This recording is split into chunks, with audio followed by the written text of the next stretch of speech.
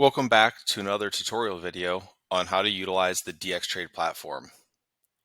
A feature request that had been coming up very often is for the ability to turn off the notification sounds.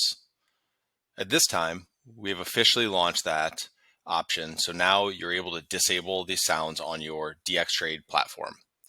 To do this, you simply launch the trade.gooeytrade.com platform. Then you come up to the hamburger icon in the upper right-hand corner, and now you see the two options to play sound on order execution as well as play sound on order rejection, and you can turn on or off these sounds. Additionally, if you are trading on the TradingView platform, you're able to right-click on the chart, go to Settings, go to Trading, and then you're also able to see all that information here as well. Play sound for executions. You can turn that on or off from the TradingView charts as well. Stay tuned for additional videos as we'll be releasing them shortly.